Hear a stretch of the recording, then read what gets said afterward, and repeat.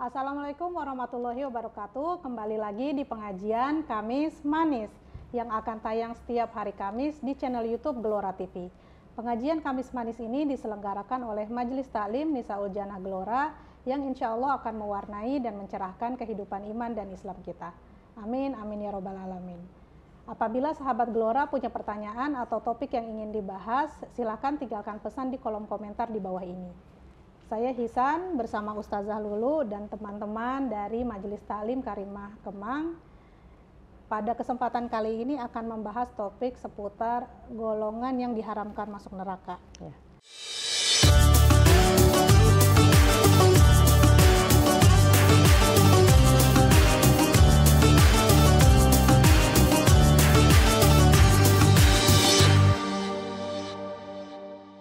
Assalamualaikum Ustazah, apa kabar? Waalaikumsalam warahmatullahi wabarakatuh. Alhamdulillah sehat Hisan. Ya. Teman-teman dari Majelis Taklim Karimah Kemang, Assalamualaikum, apa kabar semuanya?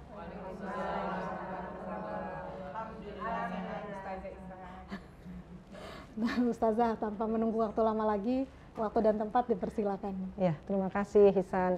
Bismillahirrahmanirrahim. Assalamualaikum warahmatullahi wabarakatuh. Waalaikumsalam warahmatullahi wabarakatuh. Alhamdulillahirabbil alamin hamdan katsira kama amar hamdan yuafi ni'amahu wa yukafi'u mazidah nasta'inuhu bisabri wassalah alal birri wat taqwa wa nastaghfiruh min jami'id dzunub wal khotoya wassalatu wassalamu ala asyrafil anbiya'i wal mursalin wa ala alihi wa sahbihi ajmain amma ba'du. Alhamdulillah, alhamdulillah. Mudah-mudahan kita semua diberikan sehat walafiat. Mudah-mudahan Allah limpahkan kebahagiaan lahir dan batin, dan mudah-mudahan Allah berikan bahagia dunia dan akhirat. Amin amin ya robbal alamin.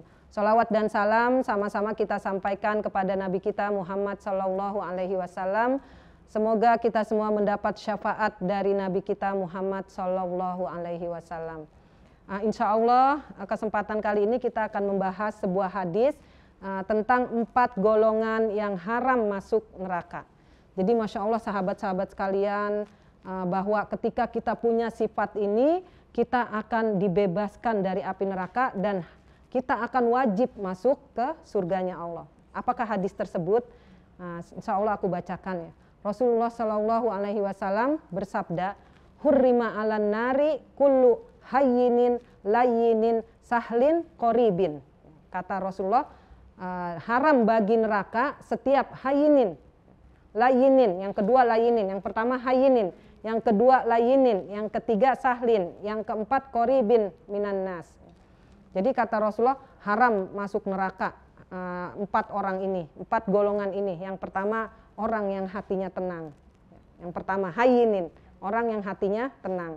Yang kedua layyinin, orang yang hatinya lembut. Kemudian yang ketiga sahlin, orang yang mudah, selalu memudahkan, nggak rumit, nggak ruwet. Nah ini masuk surga, wajib masuk surga. Kemudian yang keempat qoribin, yaitu orang yang ramah terhadap manusia. Hadis riwayat ini diriwayatkan oleh Imam Ahmad. Jadi teman-teman sekalian, aku ingin menjelaskan 4 golongan ini dan aku berdoa dan kita semua berdoa mudah-mudahan kita termasuk yang 4 golongan ini. Amin amin ya robbal alamin. Yang pertama, yang hatinya tenang. Ini lebih kepada imannya tenang, jiwanya tenang. Ya, jadi jiwa yang tenang itu jiwa yang selalu terikat, selalu connect kepada Allah Subhanahu wa taala. Ada apa-apa enggak langsung panik, ada apa-apa langsung koneknya kepada Allah, ada Allah, ada Allah ya. Mungkin ada masalah rumah tangga antara suami istri, ada Allah. Ada masalah keuangan, ada Allah. Ada masalah mungkin anak kita, ya, ada Allah. Jadi jiwa yang tenang ini selalu terikat dan selalu bersama Allah dalam segala urusannya. Jadi tidak semerta misalkan mungkin ketika kita sukses membesarkan anak kita, kita merasa kitalah yang sukses ya, atau kitalah yang berjasa. Tetapi ada Allah yang memudahkan kita semuanya. Ketika mungkin suami kita sukses, kita nggak lantas merasa kita yang membuat suami kita seperti itu. Karena ada pepatah di belakang lelaki yang sukses ada perempuan yang mendorongnya atau mensukseskannya ya. Tapi kita langsung kembali, langsung connect, Allah lah yang mensukseskan. Ya, jadi ada Allah di setiap kehidupan kita. Kemudian setiap awal bulan sama dengan akhir bulan. Jangan sampai waktu transferannya banyak, ya kita bisa tersenyum. Tetapi ketika transferannya kurang, kita sudah tidak mau tersenyum. Artinya apa? Ikatan iman ini bukan soal materi, bukan soal uang, tetapi ikatan iman ini soal kekuatan ikatan kita kepada Allah Subhanahu wa taala. Yaitu dengan apa? Dengan ibadah-ibadah, dengan kebersihan hati, dengan kebaikan hati. Ini akan menjadikan tenang buat kita. Dalam Al-Qur'an Allah Subhanahu wa taala berfirman, A'udzubillahi minasyaitonirrajim, ala bidzikrillahi tatmainnul qulub. Hanya dengan mengingat Allah hati menjadi tenang. Jadi ketika ada musibah, jangan melulu mengingat musibahnya, kita bisa stres. Jangan setiap waktu ingat musibahnya, bahkan justru setiap waktu ingat Allah. Ada musibah tapi ada rahmat Allah. Rahmat Allah melingkupi semua musibah kita. Makanya ada kan suami istri, rumah tangga, ya banyak masalahnya, tapi tetap ada rahmat Allah, anaknya tetap banyak. Padahal masalahnya banyak. Ya. Ada misalkan kerjaannya masalahnya banyak, tapi tetap naik karirnya. Ya, karena ada rahmat Allah di setiap masalah kita. Jadi ketika mungkin kita merasa sudah tidak ada jalan lagi, sebenarnya di sana ada rahmat Allah. Dalam suatu hal itu tidak ada rahmat Allah. Ya, jadi rahmat Allah itu melingkupi semua urusan kita. Maka teruslah berharap kepada Allah. Ya, bahkan dalam Al-Qur'an Allah berfirman, la tai'asu mir rahmatillah. Jangan engkau putus asa terhadap rahmat Allah. La tai'asu mir rauhillah. Ya, kalimat yang lain, la tai'asu mir rauhillah. Jangan engkau putus asa terhadap rahmat Allah. Ya, jadi itu yang pertama adalah hayyinin. Yang kedua layin. Layin itu yang punya kelembutan hati. Kalau tadi iman ya, imannya tenang. Ya, jadi imannya tenang. Kemudian yang kedua hatinya lembut. Ya, teman-teman mudah-mudahan kita punya hati yang lembut, yang mudah disentuh dengan ayat-ayat Allah, yang mudah disentuh dengan hadis-hadis Rasulullah. Ya. Artinya apa? Allah tadi kalau bicara rahmat, Allah itu maha pengampun dosa-dosa kita. Bahkan 99 orang yang dibunuh oleh seseorang dilengkapi sampai 100. Kemudian karena dia dibilang nggak diampuni, tapi begitu datang ke yang ulama dibilang akan diampuni, maka dia beriman. Artinya apa? Membunuh 99 aja sampai 100 tetap diampuni. Apalagi kita, ya, insya Allah teman-teman sudah berjuang dengan ibadah-ibadahnya. Insya Allah teman-teman sudah berusaha dengan hatinya, kebersihannya. Ya, aku yakin teman-teman semua menghilangkan hasad, menghilangkan sombong, menghilangkan iri dengki, ya, menghilangkan hal-hal yang tidak baik untuk hati kita. Nah, ini semua manfaat kita mengaji di pengajian ini. Artinya apa? Kita ingin semua hati kita bersih sehingga hati kita sangat lembut, begitu mudah disentuh oleh Allah dan Rasulnya. Artinya dengan ayat-ayat Allah dan hadis Rasulullah Shallallahu Alaihi Wasallam. Kemudian yang ketiga sahlin. Ya, sahlin itu adalah orang yang selalu memudahkan. May yassarallahu yassarallahu fid dunya wal akhirah. Kata Rasulullah, siapa yang memudahkan urusan saudaranya karena Allah, maka akan Allah mudahkan urusannya di dunia dan di akhirat. Jadi kita bukan orang yang rumit, atau sekarang lagi istilahnya ruwet ya. Ada kan ruwet ya. Nah, kita mulai dari wajah kita, teman-teman. Ya, wajah kita adalah wajah yang tersenyum, wajah yang penuh dengan cahaya iman. Ya, jadi ya, seperti wajah teman-teman dan sahabat-sahabat semua di sini ya, wajahnya wajah yang tersenyum, ya. Wajah ahli surga insya Allah. Ya. Wajah ahli surga yang bercahaya. Ya. Jadi memang sebagaimana ahli surga, maka kita akan memudahkan semua urusan yang kita berkaitan dengan orang-orang sekitar kita. Urusan kepada suami kita, mudahkan urusan suami kita. Urusan kepada anak kita, mudahkan urusan anak kita. Urusan kepada teman-teman kita, sahabat-sahabat kita, mudahkan. Kalau bisa mudah, jangan disusahkan. Ya, jangan dibalik. Kalau bisa susah jangan dimudahin. Itu kan birokrasi ya. Dan sekarang sudah mulai berbalik ya. Artinya kalau bisa mudah jangan disusahin. Kalau bisa nggak pakai uang, nggak boleh pakai uang. Artinya mudahkan semua urusan.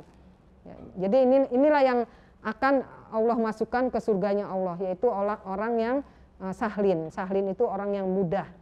Sama dia aja dia gampang dimintain tolong, sama dia aja dia orangnya enak, senyum, sama dia aja dia pasti urusan selesai kalau sama dia gitu ya. Masya Allah, inilah wajah-wajah surga, wajah-wajah yang insya Allah diselamatkan Allah dari api neraka. Nah yang keempat ya teman-teman adalah qoribin. Qoribin itu ramah. Jadi ramah itu nggak mesti harus rame, nggak mesti harus banyak ngomong, enggak. Ya, dia senyum aja nggak ngomong, nggak bisa ngomong, emang saya nggak suka ngomong. Tapi nggak boleh nggak suka senyum. Ya, nggak apa-apa nggak suka ngomong, kan ada orang yang nggak suka ngomong, tapi tetap harus tersenyum. Ya, karena Rasulullah SAW itu bersabda kepada kita, tabassumuka fi wajhi akhika sodako. Senyummu kepada saudaramu adalah sedekah. Jadi senyum itu teman-teman mendatangkan rahmat Allah. Senyum itu mengobati sakit hati kita. Senyum itu mengobati luka hati kita. Jadi ketika kita punya luka masa lalu, luka mungkin yang nggak bisa hilang, dengan kita senyum mudah-mudahan hilang. Jadi setiap kita senyum itu rahmat Allah turun. Ya, setiap kita senyum keberkahan dari Allah turun, sehingga senyum ini adalah bagian dari keramahan kita kepada makhluk ciptaan Allah Subhanahu wa taala. Bahkan kalau bisa kucing kita senyumin ya. Ya jangan digalakin, takut kan kucing kalau kitanya galak gitu. Ya, kucing juga takut, binatang kan punya insting, punya naluri ya. Jadi dia tahu orang yang baik sama orang yang enggak baik. Orang yang senyum berarti ini baik nih. Ini ahli surga ya. Bahkan binatang bisa mendoakan kita, memohonkan ampunan untuk kita, bisa. Ya, jadi insya Allah teman-teman ya nggak ada alasan bagi kita untuk tidak tersenyum, karena rugi ya. Ketika kita tidak senyum, rahmat Allah hilang dari kita. Ketika kita tidak senyum, penyakit-penyakit hati kita semakin banyak. Tetapi begitu kita senyum, mudah-mudahan Allah hilangkan penyakit hati kita. Ya, kita senyum, orang nggak ada yang tahu kita nggak punya uang. Ya, kalau kita senyum, ya, orang nggak ada yang tahu kita sakit gigi. Ya, ketika kita senyum, itulah tanda kesyukuran. Mudah-mudahan seperti itu. Atau ketika kita senyum, orang nggak tahu suami kita sedang di PHK. Ya, misalkan, ya, orang tidak tahu kesusahan rumah tangga kita. Dan itulah yang disukai Allah dan Rasulnya.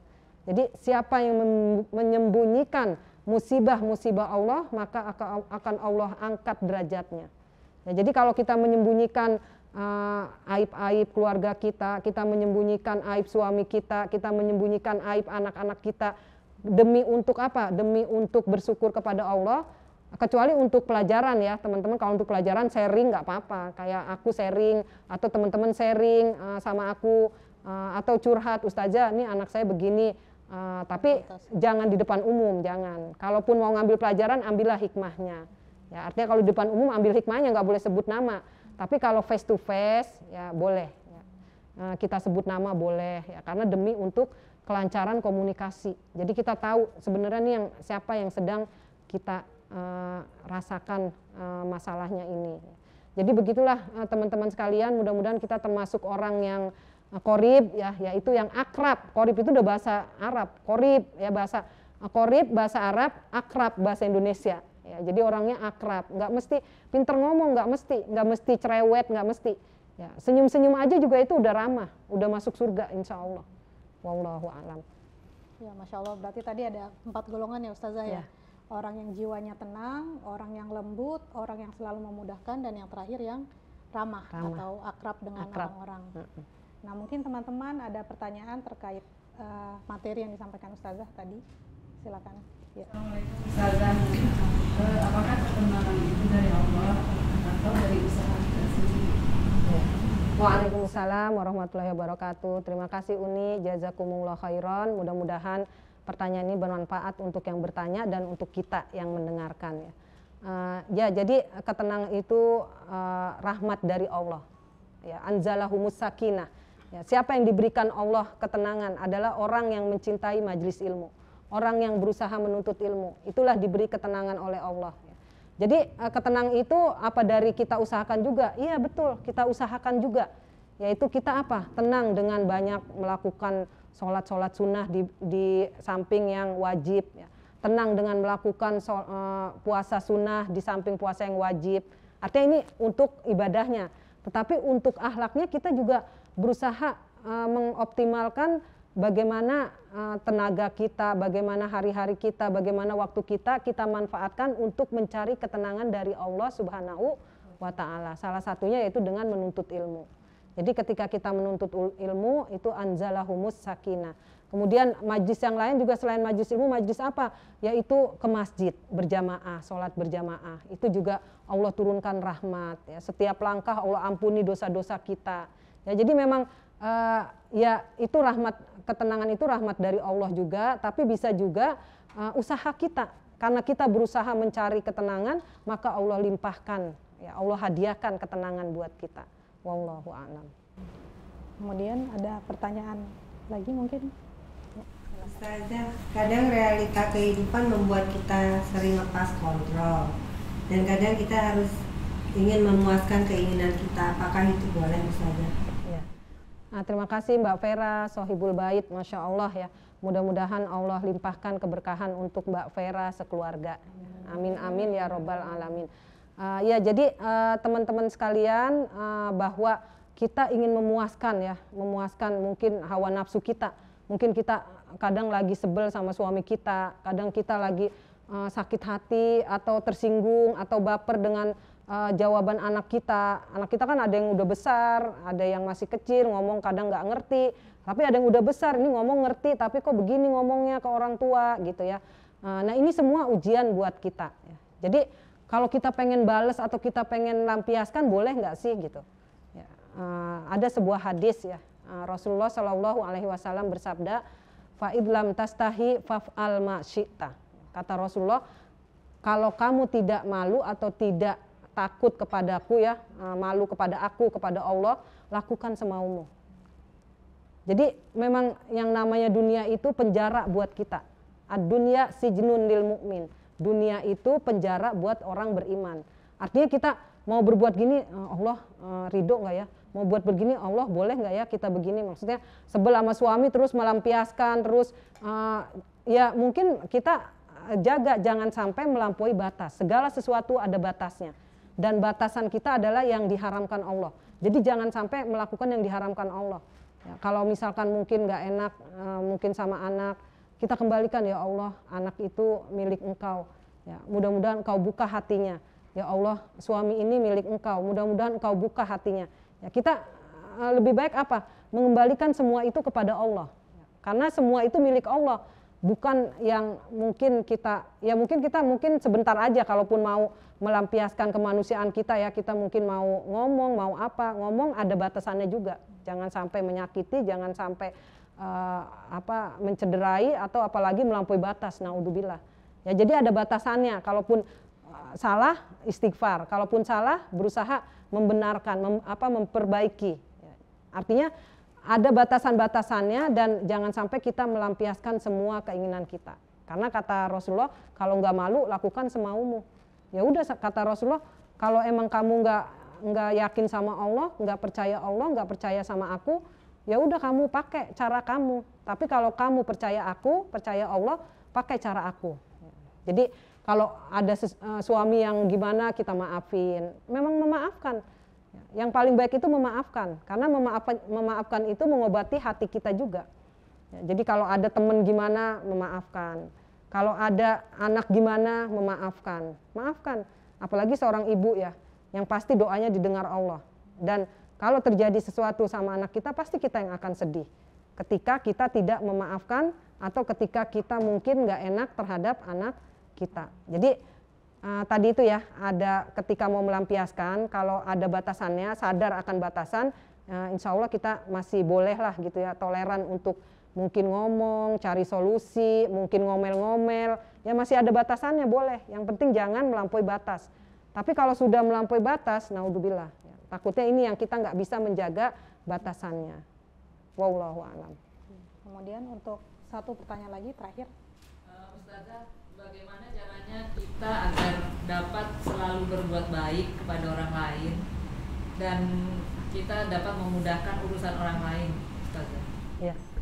Ini mungkin terkait tadi ya, mudahkan urusan orang lain, maka engkau akan dimudahkan urusannya di dunia dan di akhirat ya. Terima kasih ya Mbak Erna ya, mudah-mudahan kita termasuk yang memudahkan urusan saudara-saudara kita, dan saudara kita itu termasuk juga orang-orang yang terdekat kita di rumah kita, itulah yang paling harus dimudahkan urusannya.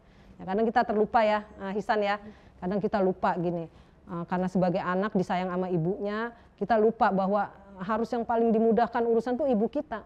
Ya, karena seorang anak biar bagaimanapun milik ibu bapaknya, ya, bahkan mau laki mau perempuan miliknya adalah ibumu, kemudian bapakmu. Ya, artinya kalau ada apa-apa misalkan mungkin ada timbal balik, ada balas membalas ya, artinya nggak salah ibunya, nggak salah anaknya juga gitu.